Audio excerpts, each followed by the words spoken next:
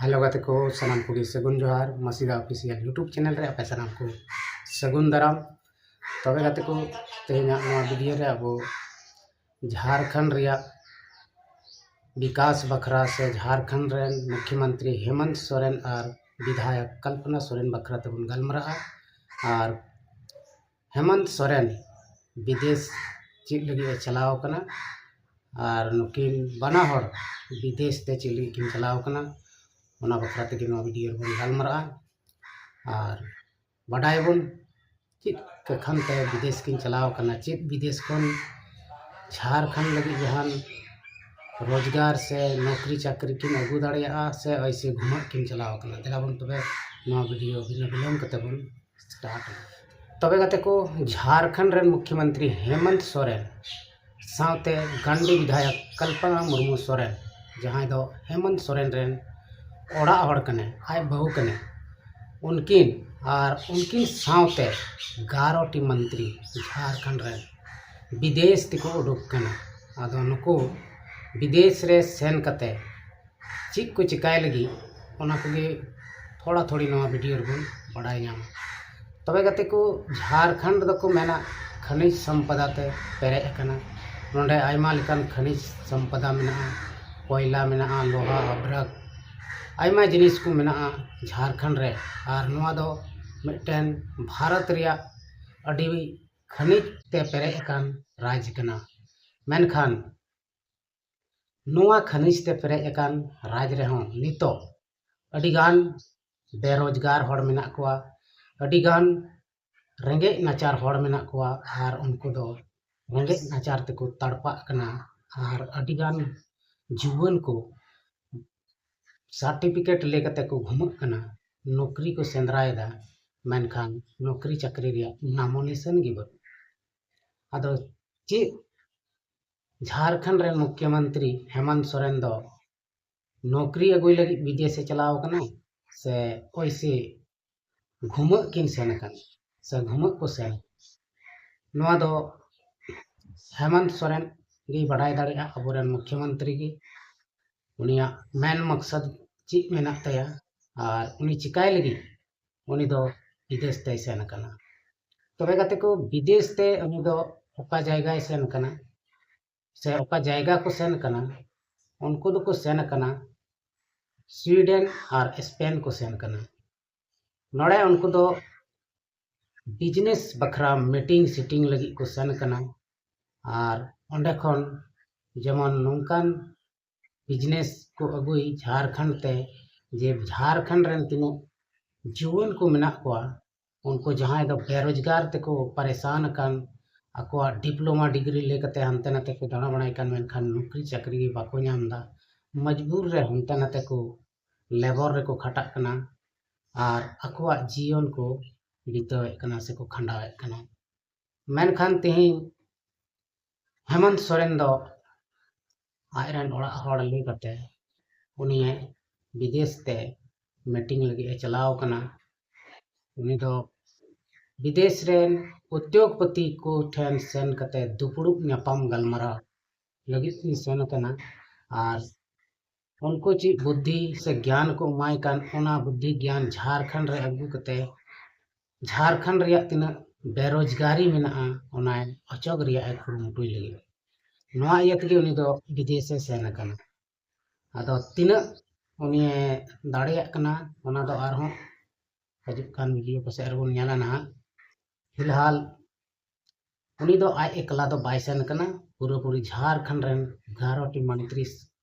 को साथे ये सेन कना और उनको 11 मंत्री साथ गी ओंडे मीटिंग हुआ जे झारखंड रिया बेरोजगारी चिलकाते लगा हुआ चिलकाते चबाय हुआ ओना को बखरा तेगी मीटिंग हुई लगी दो कना अब बन बड़ाई गया झारखंड रे नितो बेरोजगारी रिया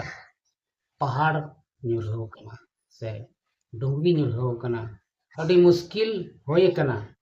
चेदा से झारखंड रे नौकरी रिया एग्जाम को हुयो कना मेनखान रिजल्ट गे बांग हुयो कना मेनखान चिदा बांग हुयो कना नवा दो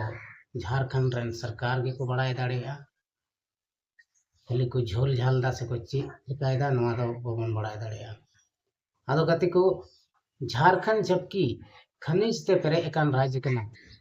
और झारखंड रेन नितो जुवन को कुड़ी कुड़ा को ऑल पढ़ाव कते रहो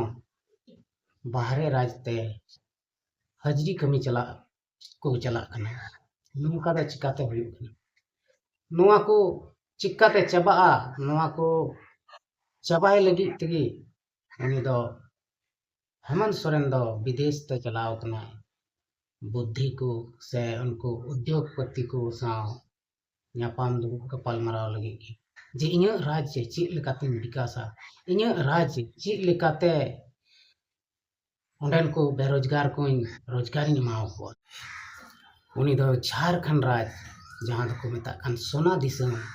नवा एक्चुअली से सरी सरी सोना दिसम बनाव लगी ते उनी विदेश किन चलाव कना बानार जुरी परी चेदा से विदेश रेगी सेन कते चील कते आमा राज एम विकास दाड़िया ओना को बखरा तगी उनी दो बाहर दिसम ते ओंडेन को तीना उद्योगपति मेना को उनको सला गपालमाराव लगी ते चलाव कना तबे गति को नई विदेश ते नुकिन बानार जुरी परी किन चलावेन 11टी मंत्री को सावते तबे नते विपक्ष रेन बाबूलाल मरांडी उनी सवाल पर सवाल चेदा से विपक्षा कमी की ओना कान तको उनको दो जहां सत्ता पक्ष कना उनको चिलका तको न्यूरह को ओना गे उनको कमी उनी मेंदा कि हेमंत सोरेन दो जहान कमी बखराय सेन कना से आइरन जुरी साथे घुमाय सेन कना जुदी जहान कमी बखराय सेन को तबे 11टी मंत्री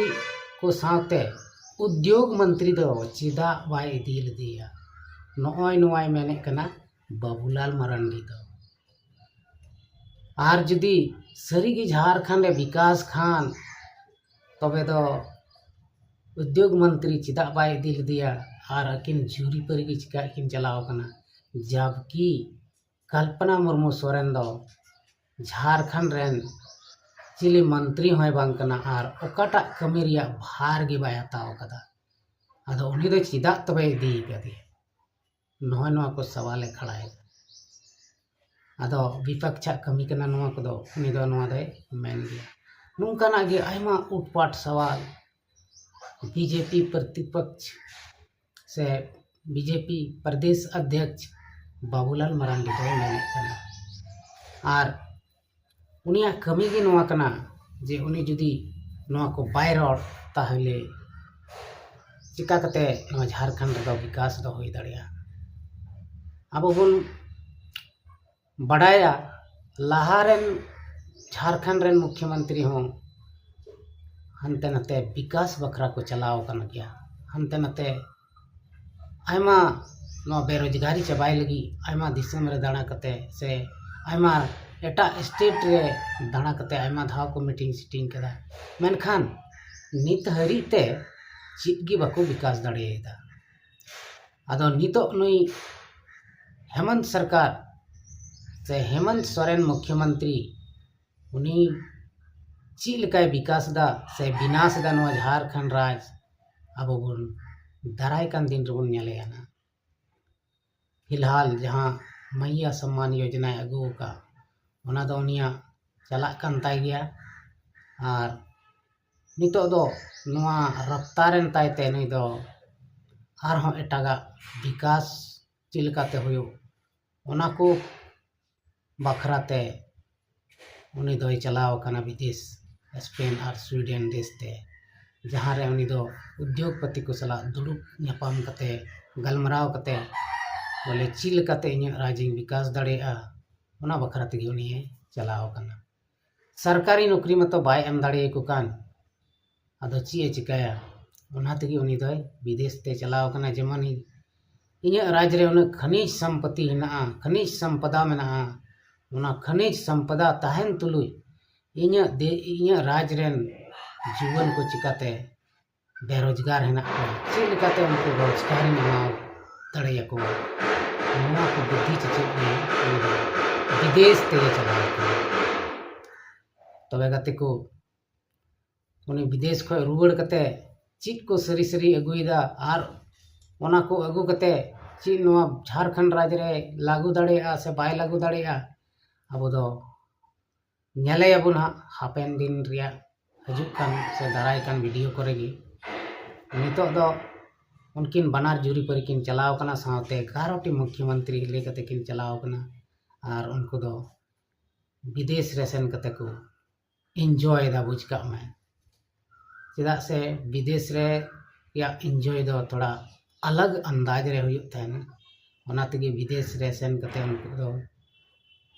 बुद्धि से ज्ञान चीद लगी को सेन कना अदो तीना बुद्धि ज्ञान को अगुईदा तीना बुद्धि ज्ञान को अगुईदा ओना दो उनको को बड़ाय दाड़े आगते को और ओंडे खय रुवाड़ कते झारखंड रे चीलका को विकास दा नोआ दो हापेन दिन रे नेल न्यामा ना दाराय कान वीडियो करे बन नेल न्यामा और नितो दो पूरे जोर शोर ते हेमंत सोरेन झारखंड विकास लगी है लगाव ठीक कना और झारखंड बाय विकास लिखान उनिया दोबारा दो झारखंड मुक्ति मोर्चा रिया पासे नॉमिनेशन हो मेटाव दाड़ेया ओना इयते उनी दो पूरी लगाव कना विकास लगी और होय दाड़ेया विकास दाड़ेया अदो कमी कानतेया उनी आया झारखंड राज्य रेन जुवन को चिलकाते रोजगार एम दाड़े को चिलकाते नोआ झारखंड राज्य विकास दाड़ेया ओना दो उनिया कमी कानतेया चेदा से उनी नियदम दोसार धाव मुख्यमंत्री बनाव कना ओना इयते उनी दो कुरुमुटुई जरूर कानतेया जे झारखंड रेन आयमा ढेर बेरोजगार मेना को जहां दो रोजगार नाम लगी ते एटा दिसम तको चलाक कना तबे गते को हेमंत कल्पना विदेश खय रुवाड़ हे कते ची को किन अगु तोराय दना ओना दो नेक्स्ट वीडियो बन नेला अदो नुकिन झारखंड विकास लगी अडी आटकिन कुरुमुटु कदा बनार जुरी परी और झारखंड रेन बेरोजगार जुवन को चिल कते रोजगार किन एमा को ओना लगी तगी विदेश किन सेन कना और अकिन इसकार तो बांग पूरा 11टी मंत्री ले कते किन सेन कना और ओंडे चिल कते विकास ओना राज्य ओना को बखरा तगी मीटिंग सीटिंग से गलमराव को होय बड़ा कते उनकिन नोआ झारखंड राज्य रे उनकिन चिल कते विकास किन ओना किन लागुया आदो गते को न्याल किनबुन उनकिन चिल लका किन विकास दाना और देलाबुन तबे तिहिना नोआ वीडियो दो नोडे गेबुन मुचाद कना और सनाम कोगे मुचाद रे इन सेन खन मुचाद जोहार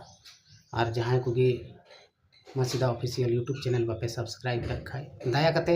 सब्सक्राइब बटन जोटेट कते सब्सक्राइब तबन पे साथे और नोटिफिकेशन घंटी हो ओता तरावा तबन पे चेदा से ओना पे ओता लखन गे नोआ चैनल रे जहांटा गे वीडियो अपलोड हुयो से पब्लिश हो तुरंत गे आपे नोटिफिकेशन पे नामा और नोटिफिकेशन पे नाम लिखान गे नोआ वीडियो पे नेल दाड़ेया तबे मा तबे आर मी धाव इन सेन खय मुचाद जोहार।